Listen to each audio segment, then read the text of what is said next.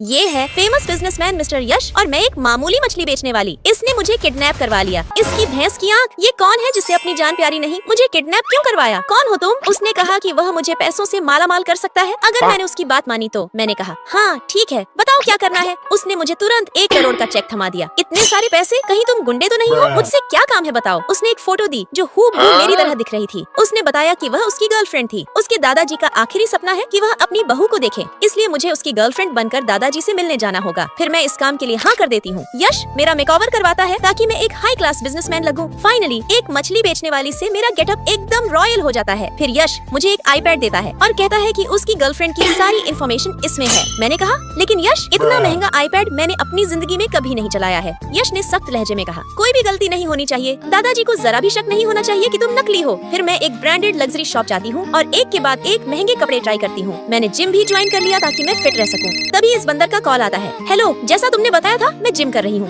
बोलो क्या बात है। उसने कहा मैं देखने आ रहा हूँ कि तुमने कितना वेट लॉस किया है। इसकी भैंस की, मर गई मैं तो आराम कर रही थी। मैंने जल्दी से अपने चेहरे और शरीर पर पानी डाल लिया ताकि उसे लगे कि मैं पसीने से तरबतर हूँ। तभी ये बंदर आ गया। अरे यार, मैं तो पूरा थक गई हूँ, पसीना भी बहुत आ रहा है। उसने आकर पूछा कितनी देर से वर्कआउट कर रही हो? मैंने कहा मैं लगभग 2 घंटे से लगातार जिम कर रही हूँ। सच्ची? भूख भी बहुत लगी है, क्या लेकर आए हो? तभी उसने मेरी स्मार्ट वॉच देखी और मेरा झूठ पकड़ा गया, इसकी भैंस की। उसके बाद मैं अच्छे से तैयार होकर यश के साथ उसके दादाजी से मिलने जाती हूँ। तभी चलते चलते मेरी हील्स फंस जाती हैं और मैं सीधे यश के ऊपर गिर जाती हूँ। यश मुझे कसकर पकड़ लेता है और हम दोनों की नजरें एक दूसरे से टकरा जाती हैं। उस पल हम दोनों एक दूसरे की आंखों में खो जाते हैं। फिर यश शर्मा जाता है और वहाँ से चला जाता है। यार, ये खड़ूस होने के साथ साथ काफी कूल भी है। फिर मैं दादाजी के पास जाती हूँ। दादाजी कैसे हैं आप? चलिए हम बाहर कहीं घूमने चलते हैं। मैं दादाजी को लेकर बाहर घूमने जाती हूँ और यश मुझे छुपकर देख रहा था। धीरे धीरे मुझे भी वह पसंद आने लगा है। दोस्तों, कहानी आगे और भी इंटरेस्टिंग होने वाली है। अगर आप अगला पार्ट देखना चाहते हैं तो लाइक और सब्सक्राइब करके कमेंट में लाल दिल भेजो।